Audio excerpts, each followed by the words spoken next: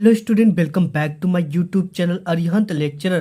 Guys, आज के इस वीडियो में हम बात करेंगे इंग्लिश में पास होने का ट्रिक, यानी कि एक ऐसा तरीका आपको मैं बताऊंगा कि ये तरीका 100% जीनियस होगा। एंड ट्रिक ये जो है आप किसी भी बोर्ड एग्जाम या कहीं भी लगा दोगे स्कूल के एग्जाम में 110% आपको नंबर मिलेगा। आपने यूट्यूब पे बहुत सारे वीडियो देखे होंगे, पर ऐसा वीडियो आपको पूरे यूट्यूब पर नहीं मिलेगा। तो ये जो है इंग्लिश में पास होने का सबसे जबरदस्त तरीका है, यानी कि ये ट्रिक अगर आप लगा दोगे तो टीचर खुशी से आपको नंबर देगा। ठीक है, और ये जो ट्रिक मैं आपको बताऊंगा ये पूरे इंग्लिश के पूरे पेपर में आपको चाहे कुछ ना आए, ये ट्रिक लगा देना 100% में नहीं 110% गारंटी देता हूं कि आप पास हो जाओगे। ठीक है, तो आपने अभी तक वीडियो को लाइक नहीं किया तो एक लाइक जरूर कर देना, इससे हम लोग को थोड़ा सा मोटिवेट मिलता है। तो आपको ना इंग्लिश के पूरे पेपर में कुछ ना आए तो आप ये ट्रिक लगा देना, 110% आप पास हो जाओगे। ठीक है, और बिना पढ़े बिना याद की केवल ट्रिक से, मात्र ये ट्रिक ही आपको काम आएगी। अगर आपको कुछ भी नहीं आता तो इस ट्रिक को आप लगा देना। ठीक है, अगर आपने इंग्लिश नहीं भी पढ़ा है तो भी आप इसमें पास हो जाओगे बड़ी आसानी से। ठीक है, बहुत आसान है पास होना प्यारे बच्चों। इंग्लिश पढ़ना नहीं आता और लिखना भी नहीं आता, फिर भी आप पास हो जाओगे। ठीक है, वो ट्रिक आपको बताने वाला हूं, यानी अगर आप कहो तो बिल्कुल जो अनपढ़ है ना वो भी इंग्लिश में पास हो सकता है इस ट्रिक की हेल्प से। क्वेश्चन का आंसर इस ट्रिक से आपको लिखना है। ठीक है, इंग्लिश पढ़ना भी नहीं आता फिर भी आप लिख लेंगे क्वेश्चन का आंसर इस ट्रिक से। जो ट्रिक आपको बताऊंगा ये ट्रिक 110% जीनियस ट्रिक के साथ साथ 100% वर्किंग ट्रिक है। ठीक है, इस चीज को देखकर एग्जामिनर काफी ज्यादा हैप्पी हो जाएंगे एंड 100% गारंटी जो टीचर है खुश होकर आपको नंबरों की बरसात कर देंगे। ठीक है, और 110% गारंटी है आपके पास होने का, यानी कि इस ट्रिक को आप समझो 100% जीनियस है। सबसे पहले अगर आप इंग्लिश की पेपर को देखोगे, ये हमारे पास इंग्लिश का पेपर भी है जिसमें आपको सबसे पहले MCQ क्वेश्चन को ट्रिक से कैसे हल करना है, यानी आपको ऑप्शनल क्वेश्चन आता है जिसे बहुविकल्पी टाइप के क्वेश्चन हम कहते हैं, ये पूछा जाता है। ठीक है, अब ये क्वेश्चन पूछा जा रहा है तो इसको हमें ट्रिक से कैसे हल करना है, या हमें कोई क्वेश्चन नहीं आ रहा तो उसमें क्या ट्रिक लगाना है कि वो क्वेश्चन हमारा क्या हो जाए, सही हो जाए। और इसके साथ ही साथ बात करेंगे आपको पैसेज को, जो पैसेज आप में देता है जो कि 10 नंबर 6 नंबर 12 नंबर इस तरह से देता है, पैसेज को आपको ट्रिक से कैसे हल करना। बिल्कुल भी आपको पैसेज नहीं आता तो ये ट्रिक लगा देना, 110% आप कोई भी पैसेज में आप पूरे के पूरे नंबर लाओगे, वो भी टीचर आपको खुशी से नंबर देंगे। एंड अगर एप्लीकेशन और लेटर नहीं आता तो उसे ट्रिक से कैसे लिखे कि 110% पूरे के पूरे नंबर हमें मिले। ठीक है, वो भी ट्रिक आज की इस वीडियो में हम शेयर करने वाले हैं आपके साथ। एंड अगर आपको आर्टिकल राइटिंग नहीं आता तो उसे ट्रिक से कैसे लिखना है आज की इस वीडियो में हम देखेंगे। यानी शॉर्ट और लॉन्ग क्वेश्चन नहीं आता तो उसे ट्रिक से कैसे लिखना है आज की इस वीडियो में हम देखेंगे। सेंट्रल आइडिया लिखने का सबसे जबरदस्त ट्रिक आपको बिना पढ़े बिना याद किए। ठीक है, सेंट्रल आइडिया आता है बच्चे 3 नंबर का आता है 5 नंबर का आता है, बट उससे रॉन्ग कर देते हैं, उन्हें जल्दी याद ही नहीं होता। तो ये ट्रिक आज की आपकी ये जो वीडियो आपके लिए काफी हेल्पफुल होने वाली, इसीलिए मैं कहूंगा कि सबसे पहले आप वीडियो को लाइक कर देना। ठीक है, यानी कि पूरी इंग्लिश के पेपर में अगर आपको कुछ भी नहीं आता या कोई भी क्वेश्चन एप्लीकेशन आर्टिकल MCQ बहुविकल्पी नहीं आता तो ये वीडियो आपके लिए है। आप चाहे जिस भी क्लास में हो ये ट्रिक लगा दोगे तो 110% आप 110% अच्छे मार्क्स लाओगे। इसके लिए हमने यहाँ पे इंग्लिश का पेपर भी ले रखा है एंड आपको कैसे इसको सॉल्व करना और कैसे पूरे ट्रिक को इसमें अप्लाई करना है ये चीजें हम देखने वाले हैं। तो सबसे पहले अगर हम देखेंगे तो आपका जो इंग्लिश आता है उसमें आता है ऑब्जेक्टिव टाइप के क्वेश्चन। ठीक है, तो देखो ऑब्जेक्टिव टाइप के क्वेश्चन को कैसे हल करना है, हमारी ट्रिक नंबर 2 की शुरुआत हो जाती है। सबसे पहले आपको पेपर में ऑब्जेक्टिव क्वेश्चन आएंगे बोर्ड में। ऑब्जेक्टिव का मतलब बहुविकल्पी टाइप के क्वेश्चन, जिसमें देखो सबसे पहले ऑब्जेक्टिव क्वेश्चन आएंगे बोर्ड में। तो अगर option both A and B है तो यही वाला हर समय सही होगा। ठीक है, अगर आपके इंग्लिश पेपर में एक ऐसा ऑप्शन देता है जिसमें अगर option both A and B तो ये वाला 110% सही होगा। हम फॉर एग्जाम्पल भी देखेंगे इसको कि कहाँ पे ऐसा क्वेश्चन आता ही आता है। तो यहाँ पे देखिए सबसे पहले क्वेश्चन आया है कि what according to Mandela is not free. ठीक है, यानी कि मंडेला के अनुसार कौन कौन नहीं फ्री है। तो यहाँ पे देखो एक ऑप्शन है बोथ A एंड B, तो ये वाला हमने बताया हर समय करेक्ट होगा। यहाँ पे आप देख सकते हो कि इसके अनुसार कि the oppressed and the oppressor दोनों नहीं फ्री, ठीक। तो ऑपरेसर एंड ऑपरेस्ड दोनों, बोथ ए एंड बी वाला ऑप्शन आपका क्या हो जाएगा, ये वाला ऑप्शन आपका करेक्ट हो जाएगा, ठीक है। तो ये तो आपको जैसे भी दिखे बोथ ए एंड बी दोनों, ठीक है। तो ये वाला हर समय, ये वाला कितने परसेंट चांस है करेक्ट होने का, 99% ये चांस करेक्ट होता है, ठीक है।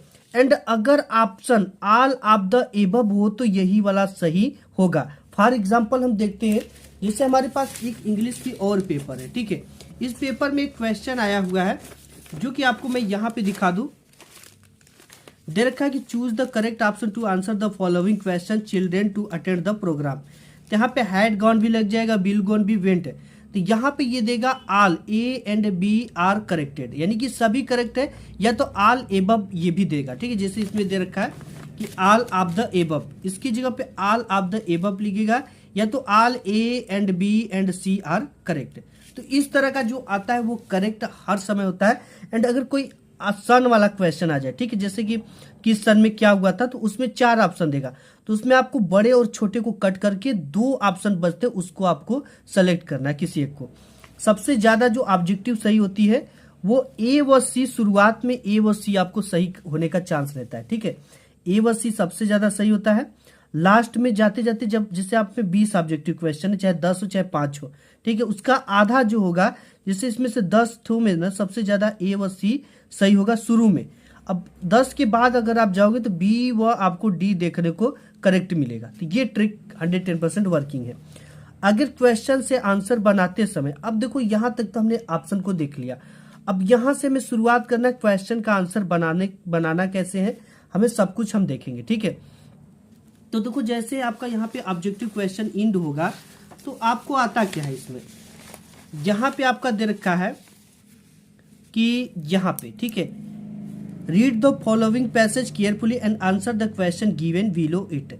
सबसे पहले आपको ये पैसेज दे रखा है, पैसेज को कैसे सॉल्व करना। सबसे पहला question, how has television change people's life, यानी कि टेलीविजन लोगों की जिंदगी को कैसे बदला, यही चीजें हैं इसमें। देखो सबसे पहले क्या करना है आपको, आप एक बार इस चीज को ध्यान से समझ लेना, और इस चीज को सभी समझ सकते हैं। क्वेश्चन से आंसर बनाते समय क्वेश्चन और वर्ड को सबसे पहले हटा देना है, और इसके बाद शुरुआत सब्जेक्ट से करनी है, ठीक है। जैसे हमारा एग्जाम्पल क्या है, अगर ये क्वेश्चन है, इससे हमें आंसर बनाना है, ठीक है, तो इसी चीज को देखकर एग्जामिनर आपको पूरे के पूरे नंबर खुशी से लुटा देंगे। तो सबसे पहले मेन चीज हमारी क्या है, ये क्वेश्चन वर्ड है, ठीक है। वाट क्वेश्चन वर्ड है, वाट हो गया आपका, हु हो गया, वाई हो गया, ठीक है, ये सब क्या है, क्वेश्चन वर्ड है। सबसे पहले इन सब चीजों को हमें प्राथमिकता क्या है, हटा देना, तभी तो हमारे आंसर क्रिएट होंगे। तो हम यहाँ पे हाउ को क्या कर देंगे, हटा देंगे, ठीक है। और एक चीज आप और भी कर सकते हो, जहां भी आपको हाउ दिख जाए, ठीक है, हाउ मतलब कितना होता है, ठीक है, तो यहाँ पे सबसे पहले एक चीज केवल रख दोगे, जैसे यहाँ पे टेलीविजन है चेंज पीपुल्स लाइफ कंसिडर, यहाँ पे, ठीक है, कंसिडरबली, तो इसी को उठाकर आप यहाँ पे रख दोगे, considerably has television change people's life, तो ये आपका करेक्ट आंसर हो जाएगा, ठीक है। या तो आपको शुरू किससे करनी है, सब्जेक्ट से। टेलीविजन यहाँ पे सब्जेक्ट है, कौन या किसको से प्रश्न पूछने पर हमें सब्जेक्ट मिलता है, ठीक है। अगर आपको सब्जेक्ट नहीं पता हो तो कैसे आपको फाइंड करना है, देखो सबसे आसान तरीका, ठीक है, वीडियो को 1 सेकंड के लिए भी अगर आप मिस कर दोगे तो चीजें समझ में नहीं आएंगी। यहाँ पे क्या है, यहाँ पे है आपका क्वेश्चन वर्ड, इसके बाद है हेल्पिंग वर्ब। हेल्पिंग वर्ब के जस्ट बाद आपका क्या लगा रहेगा, हमेशा सब्जेक्ट लगा रहेगा, क्या लगा रहेगा, सब्जेक्ट। तो यानी कि हेल्पिंग वर्ब के बाद जो भी चीजें रहेंगी शुरुआत इसी से हमें करनी है, लेकिन हमें सबसे पहले कॉपी की अपने शुरुआत कर लेना है। तो देखो हम कॉपी पर इसको लिख कर बताएंगे कि आपको कैसे बोर्ड एग्जाम में लिखना है, या किसी भी एग्जाम में आपको कैसे लिखना है। तो आइए चलते हैं आंसर शीट पे। चीज होती है कॉपी की शुरुआत करना, ठीक है। तो सबसे पहले यहाँ पे हम देखेंगे कि ये हमारा जो सेक्शन शुरू होता है, ये पार्ट बी रीडिंग है, ठीक है। और किसी भी इंटरमीडिएट में आपका सेक्शन देखने को मिलेगा, हाई स्कूल में पार्ट बी मिलेगा, जो भी यहाँ पे देखने को मिले वो आपको क्या करना है, इसके हेड पर डालनी है कॉपी की। कैसे डालनी है, जैसे इसका हेड ये हो गया, तो यहाँ पे आपको क्या डालना है, सबसे पहले पार्ट बी, ठीक, बी। अब इसके नीचे स्केल से क्या करना है, डबल पाई खींच देना इस तरह से, पार्ट बी। पार्ट बी के बाद इसमें किस टाइप के क्वेश्चन है, तो पार्ट बी में हमें रीडिंग टाइप के क्वेश्चन देखने को मिलता है। तो यहाँ पे हम डाल देंगे रीडिंग।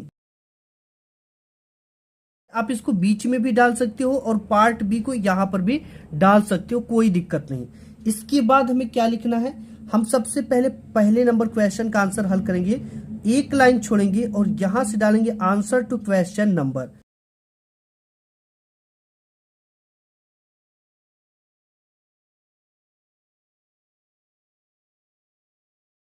यहाँ पे हमने डाल दिया आंसर टू क्वेश्चन नंबर, इसके नीचे स्केल से डबल पाई खींच देनी है। यहाँ पे हमने डाल दिया आंसर टू क्वेश्चन नंबर। जिस भी क्वेश्चन का लिख रहे, पहले का करे तो पहला, दूसरे का करे तो दूसरा, ये चीजें हमें डाल देना है। ठीक है, इसके बाद आपको किस नंबर की करें, यहाँ पे एक चीज और भी आप कर सकते हो। ठीक है, यहाँ पे आप आंसर भी इस तरह से डाल सकते हो यहाँ पे। ठीक है, अब इसके बाद हम पहले का कौन सा करें, ए नंबर। तो सबसे पहली हमारी प्राथमिकता होती है यहाँ पे ए नंबर को डालना। ठीक है, यहाँ पे ए नंबर को डालना। इसके बाद हमें ब्लू पेन का काम आएगा आंसर लिखने के लिए। मैं आपको बता दूं कि जब भी आप किसी भी क्वेश्चन से आंसर को बनाते हो, ठीक है, तो आंसर बनाते समय एक चीज सबसे बड़ा इंपॉर्टेंट रोल होता है कि क्वेश्चन जिस भी सेंटेंस में है आंसर उसी टेंस में बनना चाहिए। सबसे मेन इंपॉर्टेंट चीज है। देखो इसमें आपको दिमाग क्या लगाना है, बिल्कुल आसान है प्यारे बच्चों। यहाँ पे सबसे पहले हमने बताया कि जैसे यहाँ पे आपको क्या लगा हो, कोई भी क्वेश्चन वर्ड लगा हो, उसके जस्ट बाद हेल्पिंग वर्ब लगा होगा, उसके जस्ट बाद आपको क्या मिलेगा, सब्जेक्ट। यानी पहले या इसी को आपको क्या करना है, लिखना है। तो यहाँ पे हम लिखेंगे सबसे पहले टेलीविजन। टेलीविजन हमने लिख दिया। हेल्पिंग वर्ब इसमें क्या लगा है, हैज लगा है, तो हम यहाँ पे क्या लिख देंगे, हैज। ठीक है, एकदम बिल्कुल आप आराम से समझना ध्यान से। टेलीविजन और जो भी यहाँ पे हेल्पिंग वर्ब है इसके आगे जुड़ जाएगा। ठीक है, ये चीजें ध्यान देना। टेलीविजन, इसके आगे क्या हेल्पिंग वर्ब है, हैज, तो यहाँ पे जोड़ देंगे क्या, हैज। इसके बाद चेंज पीपुल लाइव्स, यहाँ पूरा पूरा लिख देंगे।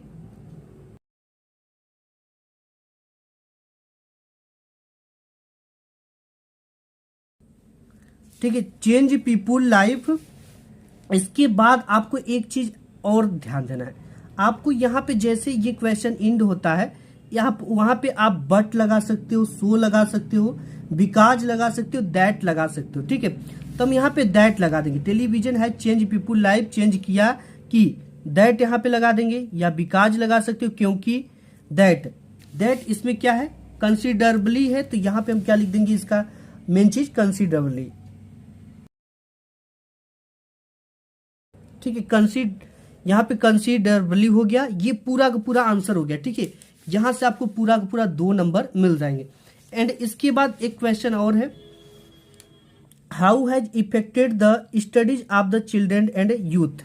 ठीक है, देखो अगर आपको यहाँ पे हमने बताया कि अगर ये आपको नहीं आता, पढ़ने भी नहीं आता, तो आपको क्या करना है, टेलीविजन को उठाना है, हैज लगाना है, चेंज पीपुल लाइव्स, इसके बाद बट लगा देना है। ठीक है, यहाँ पे देखो जैसे इसमें दे रखा है कि कौन या किसको से प्रश्न पूछने पर आपको सब्जेक्ट मिलता है। शुरुआत आपको सब्जेक्ट से करना है। सब्जेक्ट कैसे मिलेगा, कौन या किसको से प्रश्न पूछने पर। इससे भी आसान तरीका हमने बताया। ठीक है, क्वेश्चन से आंसर बनाते समय क्वेश्चन में आए हुए डिड को हटा देना है। अब इधर डिड वाला आगे देखेंगे, वर्ब का सेकेंड फॉर्म लगाते हैं डिड को हटाकर। ठीक है, इसके बाद बिकॉज, सो दैट का प्रयोग करते हैं। ये सब चीजें आपको नहीं समझ में आएंगी। ठीक, इधर वाली चीजें जो हम बताएंगे वो चीजें समझ में आएंगे। अब देखो यहाँ पे टेलीविजन चेंज पीपुल लाइव्स, यहाँ तक हम लिखेंगे। इसके बाद अगर हमको नहीं आता तो यहाँ पे हम सो दैट लगा देंगे। ठीक है, सो दैट लगा देंगे, या बिकॉज लगा देंगे, या केवल दैट लगा देंगे। इसके बाद हमें क्या करना है, यहीं से एक ऊपर से 1-2 लाइन छोड़कर कुछ भी यहाँ पे हमें लिख देना है। ठीक है, इसमें से 1-2 लाइन, ये चीजें। ठीक है, अब देखो यहाँ पे एक चीज और बताऊंगा, जैसे यहाँ पे लाइफ दैट के बाद आपको dash dash dash dash dash dash, जो भी चीजें इसमें से 1-2 शब्द समझ में आती है वो लिख देना है। एंड इसके बाद है यहाँ पे है, how has if affected the studies of the children and youth. ये यूथ और चिल्ड्रेन की जो स्टडी इसको कैसे देखती है। ठीक है, तो इसके लिए हम क्या करेंगे, हमको ये नहीं पता है, तो हम यहाँ पे देखो हैज के जस्ट बाद क्या हमें मिल गया, सब्जेक्ट। इट अफेक्टेड, ठीक है, इट हैज, ठीक है, it affected the studies of children and youth has, इसके बाद हैज लगेगा, पूरा पूरा आपका सब्जेक्ट बन गया। अब इस वाला ऐसा तो हमने कर लिया। यहाँ पे सी वाला देखो, what have some parents done to reduce the distraction of their children। तो यहाँ पे हमें some parents have, ठीक है, have है तो यहाँ पे क्या बना देंगे, have। यहाँ पे क्या लग जाएगा हमारा, have done to reduce the distraction of the children। तो इसको कैसे बनाना, what की जगह पे देखो यहाँ पे some parents, ये इसमें सब्जेक्ट है, इसके जस्ट बाद यहाँ पे हम लिखेंगे जो भी करेंगे। जैसे यहाँ पे सी कर रहे हैं तो यहाँ पे हमें क्या लिखना है प्यारे बच्चों, सी। ठीक है, ध्यान से समझना, आप बहुत आसान है समझना इसको और आप आसानी से पास हो जाओगे। ठीक है, यहां पे है सम पेरेंट्स, तो यहां पे हम लिख देंगे सम पेरेंट्स,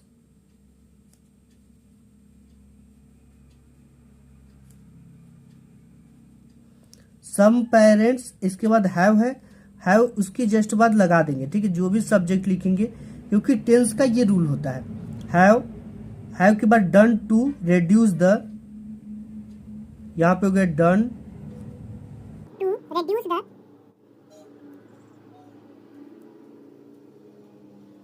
इतना हो गया। ठीक है, देखो यहाँ पे हमने कुछ भी नहीं किया और इसी चीज को देखकर एग्जामिनर काफी खुश हो जाएगा। सम पेरेंट्स, इसके बाद यहाँ पे जो भी लगता है इसके आगे लगा देना है, have done to reduce the distraction of their children. इसके बाद हम लिख देंगे बिकॉज, सो दैट। ठीक है, कुछ भी आप लिख दो, तो यहाँ पे हम लिख देंगे दैट।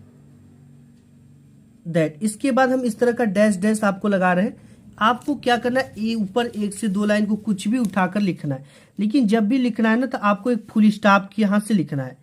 ठीक है, क्या यहां से लिखना है, जहां से सब्जेक्ट शुरू हो, ये नहीं कि आप बीच से यहां से शुरू कर दो। जैसे यहाँ पे ये पूरा पैसेज खत्म हो रहा है तो आपको जब भी लिखना है तो यहां से लिखना है। ठीक है, यहां से लिखना है, ये चीज का आपको थोड़ा सा ध्यान देना है। अब इसके बाद है यहाँ पे find out the word in the passage is opposite off fully. अब देखो एक चीज इंपॉर्टेंट है, अगर आपको फुल्ली का अपोजिट नहीं आता, किसी भी चीज का अपोजिट नहीं आता, अगर आपके बोर्ड एग्जाम में अपोजिट पूछा है, ठीक है, कि इस चीज का अपोजिट बताइए, तो अगर अपोजिट वर्ड ना आए तो लगा देना ये ट्रिक।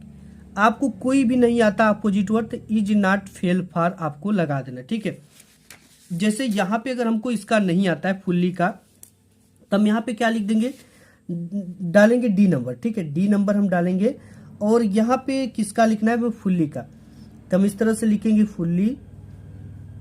इसके बाद इसका जो अपोजिट वर्ड है इसकी जगह पे लिख देंगे इज नॉट फेल फॉर। ये इंग्लिश का नियम होता है और इसको केवल इंग्लिश की टीचर ही जानते हैं, इज नॉट फेल फॉर।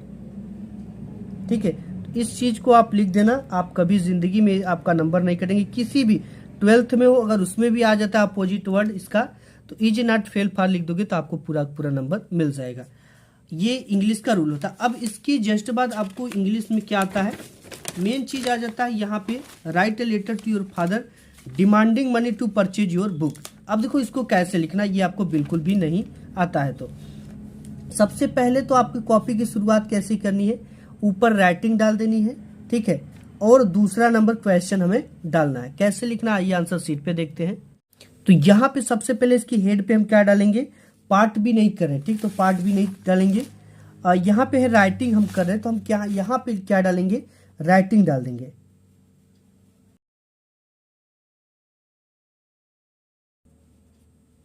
इस तरह से हमें राइटिंग डालना है। अब दूसरे नंबर पे क्वेश्चन पे आ गए तो यहां से हमें क्या डालना है, आंसर टू क्वेश्चन नंबर 2।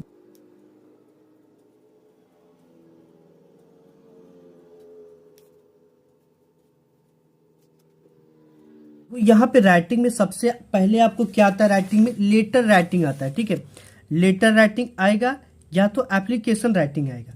ये लेटर राइटिंग और एप्लीकेशन राइटिंग लिखते समय हर समय आपको एक नया पेज लेना है, यानी कि कोई भी क्वेश्चन अगर यहाँ से इंड होता है तो आपको लेटर राइटिंग या एप्लीकेशन राइटिंग यहाँ से शुरू नहीं करना है, हर समय एक नया पेज लेना। और ऊपर हम लेटर राइटिंग देख रहे हैं तो ऊपर सिंपल हेड पे लिख देना है लेटर राइटिंग। ठीक है, तो यहाँ पे हम लिख देंगे लेटर राइटिंग।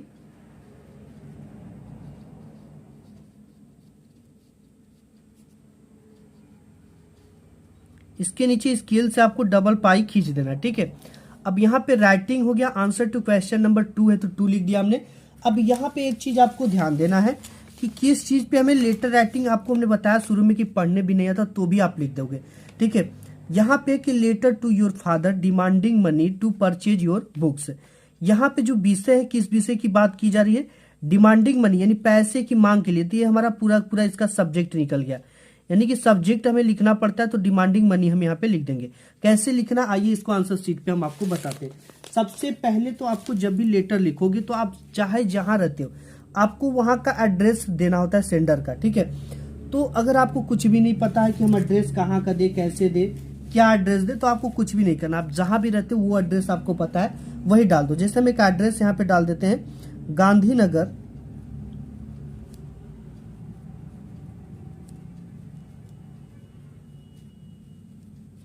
ठीक है, गांधीनगर आगरा यूपी। ये कहाँ पे पड़ता है, आगरा यूपी, ठीक है। अब यहाँ पे डेट डाल देना कि किस डेट को आप भेज रहे हो। तो जैसे मैं यहाँ पे अगर भेजूँ तो यहाँ पे हम 7 मार्च को भेज रहे हैं, तो यहाँ पे 7 मार्च, और यहाँ पे जिस भी सन में भेज रहे हो वो सन आपको यहाँ पे डाल देना है, ठीक है। ये ब्लैक पेन से रहेगा। अब यहाँ पे है सब्जेक्ट। सब्जेक्ट सबसे इंपॉर्टेंट चीज है, अगर सब्जेक्ट आप मिस करोगे तो ये चीजें देखने में अच्छी नहीं लगेगी। इतना चीज को हमको कहीं से ढूंढने की जरूरत नहीं पड़ी, ठीक है। अब सब्जेक्ट क्या है, किस विषय के लिए हम प्रार्थना पत्र लिख रहे हैं, ये सबसे इंपॉर्टेंट है। ये जो भी लाइन, जिस भी लेटर जो भी देगा वो यहाँ पे दे देगा कि किस लिए आपको लेटर लिखना है। यहाँ पे डिमांडिंग मनी की बात की जा रही है, तो यहाँ पे हम क्या लिख देंगे, डिमांडिंग मनी यानी पैसे की मांग के लिए।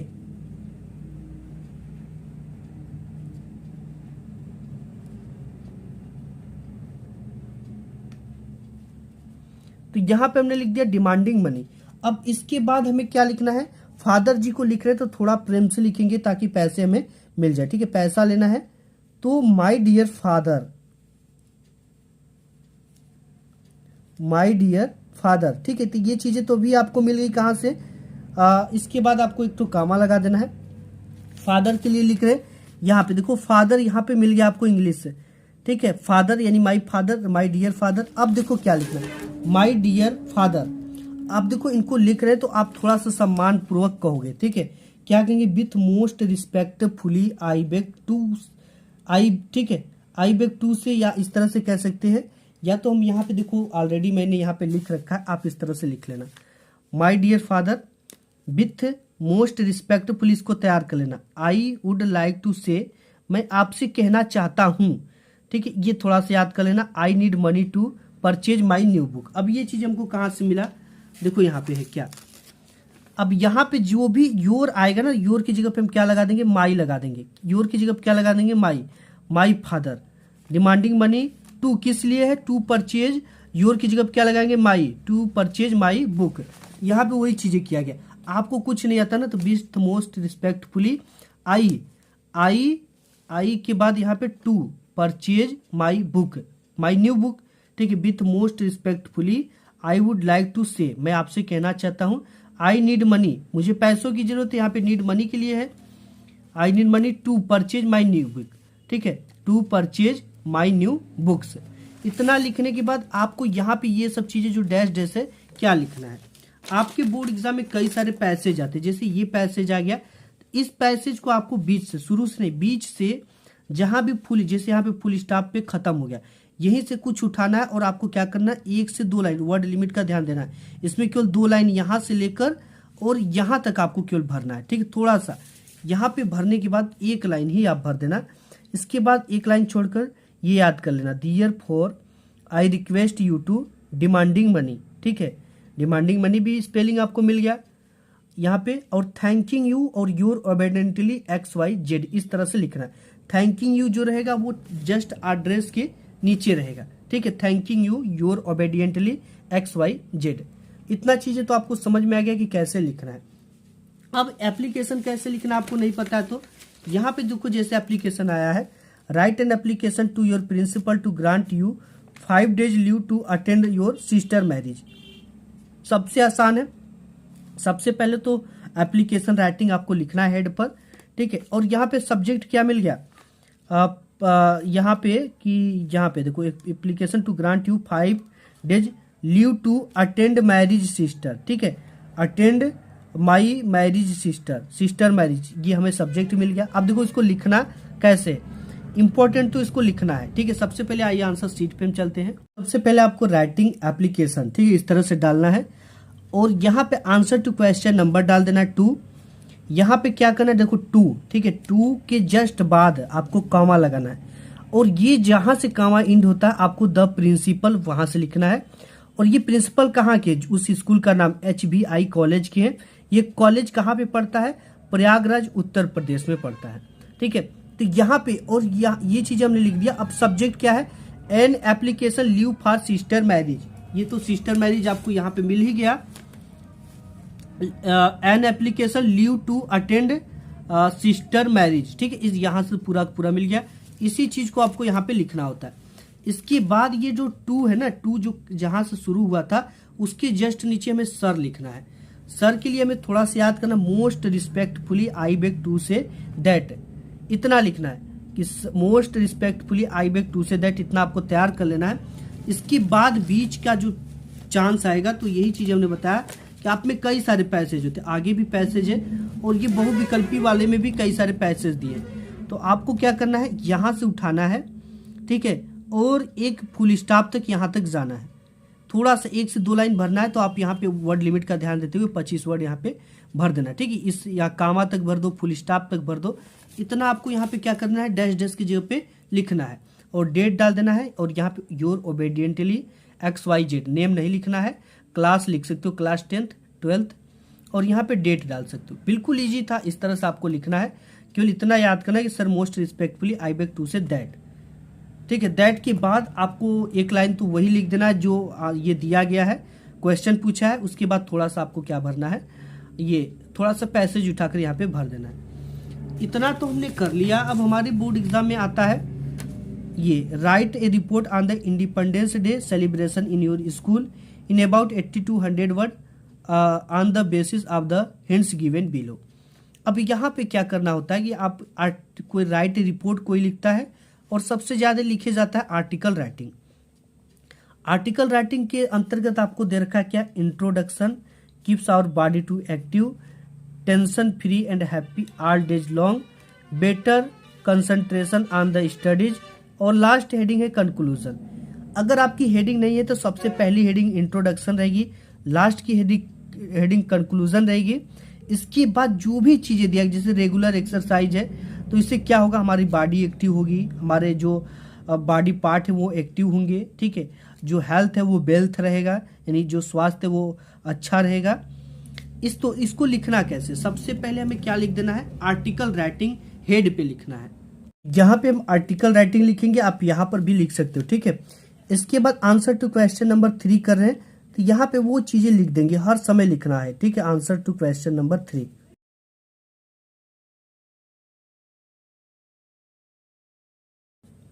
स्केल से नीचे डबल पाई रहेगा। इसके बाद आपको देखो क्या करना है, ये दे रखा है इंट्रोडक्शन, ठीक है। तो यहाँ पे A नंबर पे है इंट्रोडक्शन, तो आपको इसको ब्लैक पेन से या ब्लैक स्केल से डालना है।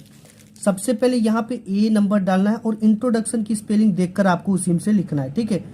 तो यहाँ पे क्या हम है, इंट्रोडक्शन, इस तरह से हम क्या डाल देंगे, इंट्रोडक्शन।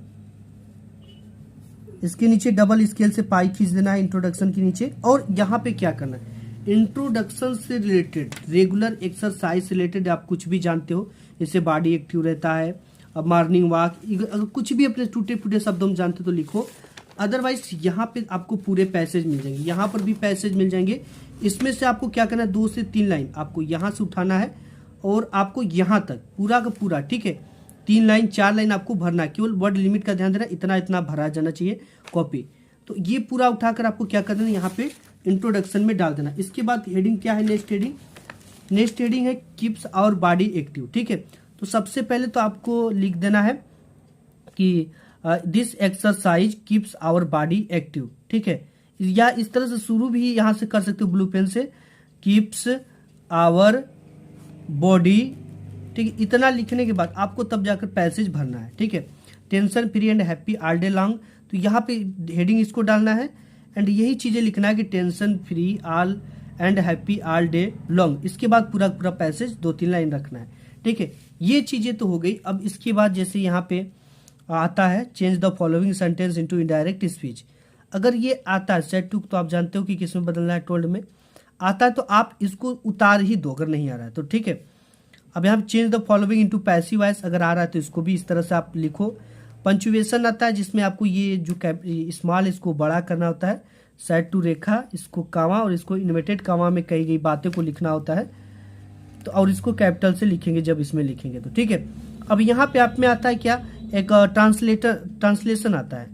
अब देखो जैसे ट्रांसलेशन अगर आप बना रहे हो, कोई भी चीज इसमें नहीं आ रही है, जैसे अगर व्यवसाय बिजनेस का हमें नहीं पता कि व्यवसाय का इंग्लिश क्या होता है, तो इसको जब भी हम इंग्लिश इसका ट्रांसलेट करेंगे ना, तो यहाँ पे हम व्यवसाय को व्यवसाय ही लिख देंगे, ये चलता है और नंबर भी मिलता है। इसके लिए किसानों को बहुत धन लगाना पड़ता है, किसान दिन रात खेतों में काम करते हैं, लगभग 80% किसान गरीबी में जीवन यापन करते हैं। हम सबको किसानों की पर्याप्त सहायता करनी चाहिए। पर्याप्त का एनफ आपको नहीं पता है तो आपको पर्याप्त ही लिख देना है, ठीक है, पर्याप्त लिख देना, आपको इसका नंबर मिल जाएगा। ट्रांसलेशन में ये होता है जिसका भी वर्ड आपको नहीं पता है उसका इंग्लिश हिंदी में ही लिख दो, ठीक है, हिंदी ही इंग्लिश में लिख दो, एग्जामिनर समझ जाएगा कि बच्चे को थोड़ा कंफ्यूजन होगा, नहीं पता होगा, इसलिए वो लिख दिया, इसके नंबर मिल जाते। अब यहाँ पे मेन चीज आपका आता है लिटरेचर, यहीं से सबसे इंपॉर्टेंट चीज शुरुआत होती है। अब देखो इसको कैसे आपको करना है, आपको नंबर मिले, जैसे यहाँ पे हमने बताया what did Lencho call the employees of the post office in his letter to God. अब इसे कैसे हल करना है, बिल्कुल आसान तरीका में हम आपको बताएंगे। सबसे पहले देखो डिड आता है, ठीक है, आपको डिड को क्या करना है, ये पूरी नियम है। क्वेश्चन आंसर बनाते समय क्वेश्चन वर्ड को सबसे पहले हटा देना है। क्वेश्चन वर्ड इसमें क्या है, व्हाट है, इसको हम क्या कर देंगे, हटा देंगे। और इसके बाद शुरुआत सब्जेक्ट से करना है। इसके जस्ट बाद जो हेल्पिंग वर्ब होता है, इसके जस्ट बाद क्या लगा होता है, सब्जेक्ट लगा होता है। तो देखो यहाँ पे दरकार कौन या किसको से प्रश्न पूछने पर हमें सब्जेक्ट मिलता है, तो हमें ये दिमाग ही नहीं लगाना है। हेल्पिंग वर्ब होगा, उसके बगल में क्या लगा होगा, सब्जेक्ट। क्वेश्चन से आंसर बनाते समय क्वेश्चन में आए हुए डिड को हटाकर वर्ब का सेकेंड फॉर्म लगा देते। जिस भी क्वेश्चन में आया हुआ डिड है इसको हटाकर वर्ब, यहाँ पे क्या है, वर्ब कैसे पता करेंगे, ये जो सब्जेक्ट होता है ना, इसके जस्ट बाद यहाँ पे वर्ब लगा होता है, क्या लगा होता है, वर्ब। इसी का हम क्या कर देते हैं, सेकेंड फॉर्म कर देते हैं, सेकेंड फॉर्म कर देते हैं, ठीक है। ये चीजें थोड़ा सा ध्यान देना कि हमें हेल्पिंग वर्ब यहाँ से शुरुआत इससे करना है, हेल्पिंग वर्ब के जो बात दिया गया है। और यहाँ पे कॉल है तो इसका सेकेंड फॉर्म डिड को हटाकर हम लगा देंगे, कॉल्ड हो जाएगा। The employees of the post office in this letter to God. अब देखो यहाँ से ये चीज हो गया, क्वेश्चन में आंसर बनाते समय इसको हटा देना, वर्ब का सेकेंड फॉर्म लगाना है। इसके बाद बिकॉज, सो दैट, दैट का प्रयोग करना है। अधिकतर जो सेकेंड फॉर्म बनता है वो वर्ब के अंत में डी या ईडी लगाने से बन जाता है। जैसे अगर टाक का है, टाक का सेकेंड फॉर्म क्या होगा, टाक्ड होगा, तो अक्सर ईडी लगाने से ही सेकेंड फॉर्म बन जाता है किसी भी, ठीक है। जैसे यहाँ पे कॉल है तो हम कॉल्ड लगा देंगे, सेकेंड फॉर्म बन गया ईडी लगाने से, ठीक है। और बहुत कम केवल डी लगाने से बनता है, ठीक है, डी लगाने से बहुत कम बनते हैं। जिसके अंत में अगर ई हो तो वहां पे केवल डी लगा देंगे, ठीक है।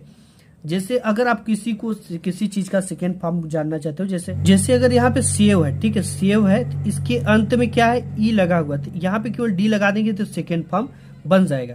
अब देखो इस क्वेश्चन को हल करना सबसे इंपॉर्टेंट है कि इसे हल कैसे करेंगे, ठीक है। तो इसको लिए नेक्स्ट पेज पे चलते हैं। यहाँ पे हमने लिटरेचर कर रहा है तो यहाँ पे जो भी करेंगे वो डाल देंगे, ठीक है।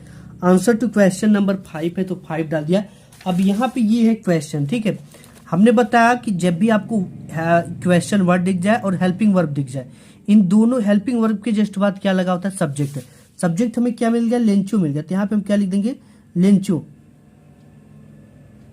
लेंचो के जस्ट बाद यहाँ पे जो भी हेल्पिंग वर्ब होता है इसके आगे हो जाता है, ठीक है। लेकिन यहाँ पे जब भी डिड दिख जाए तो इसमें ऐसा नहीं होता, डिड में डिड को हटा दिया जाता है और जो इसके आगे होता है वो वर्ब होता है, और इसी वर्ब का हम क्या कर देते हैं, सेकेंड फॉर्म लगा देते, सेकेंड फॉर्म यहाँ पे लिखते हैं। तो यहाँ पे है कॉल, ठीक है, तो यहाँ पे कॉल, कॉल का जो सेकेंड फॉर्म होगा वो कॉल्ड हो जाएगा। तो यहाँ पे अक्सर जो सेकेंड फॉर्म है वो ई डी लगाने से बनता है, ठीक है, बहुत कम केवल डी लगाने से बनता है, कॉल्ड।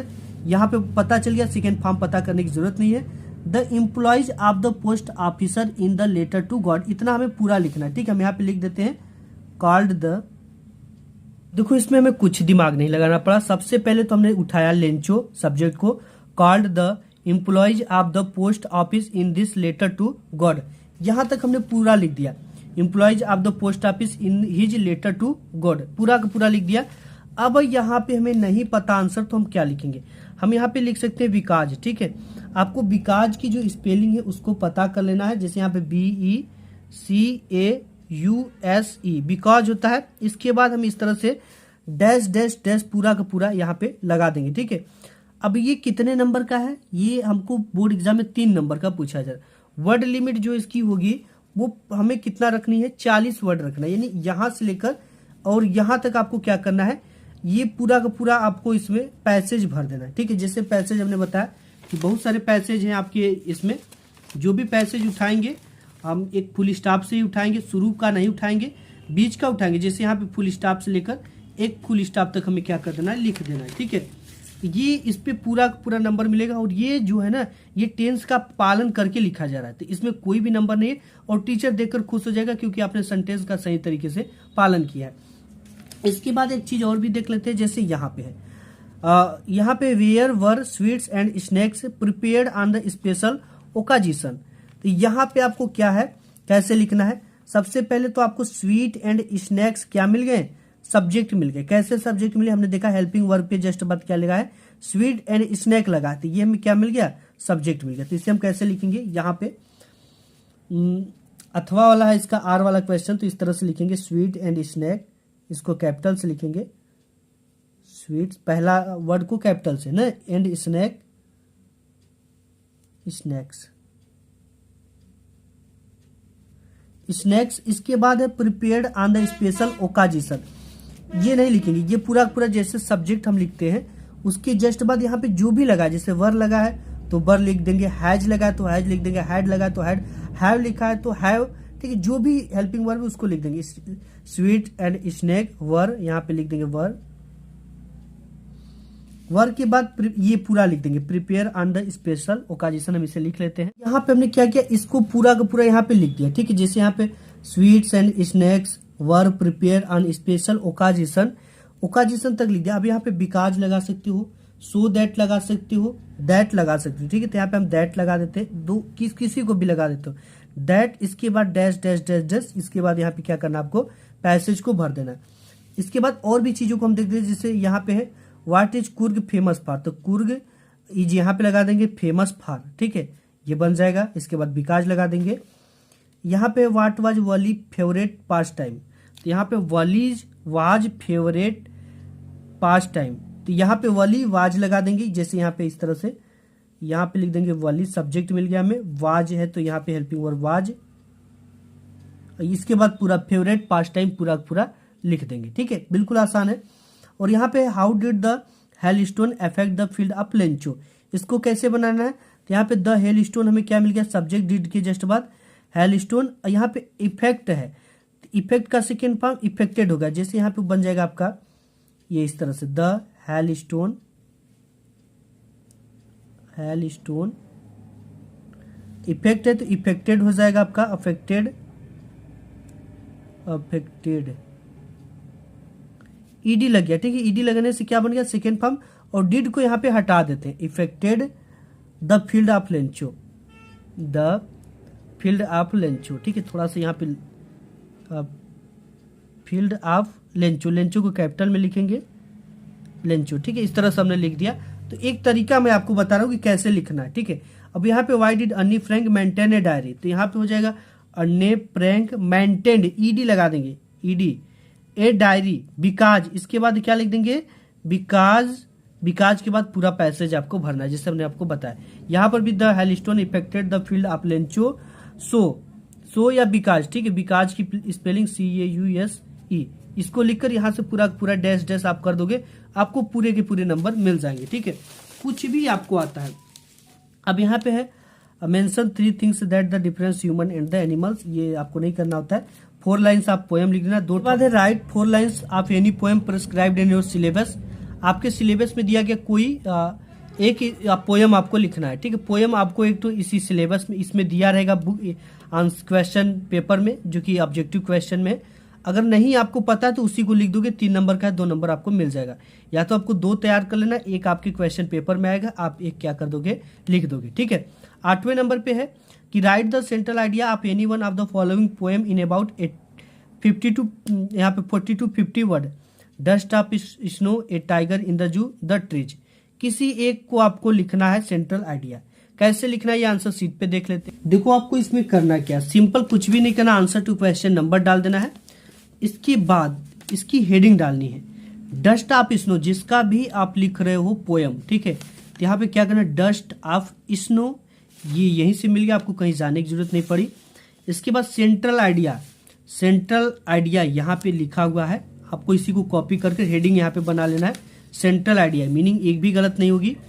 इसके बाद द पोयम, ठीक है, यहाँ पे पोयम तो आपको इसमें मिल रहा है पोयम, और यहाँ पे है पोयम्स, तो यहाँ पे पोयम की स्पेलिंग भी आपको मिल रही है, the poem dust of snow, इसी हेडिंग को यहाँ पे लिखना है, dust of snow has been composed by, इतना आपको याद करना, हैज बीन कंपोज्ड बाई, इसको रॉबर्ट फ्रॉस्ट ने लिखा है। अगर पता है तो ब्लैक पेन से लिखेंगे, अगर अंदाजे लिख रहे हैं तो पहले या दूसरे पार्ट का नाम तैयार कर लेना, ठीक है, पहले या दूसरे पार्ट का, तो पहले या दूसरे पार्ट का किसी को लिख देना, वही आता ही आता है, रॉबर्ट फ्रॉस्ट।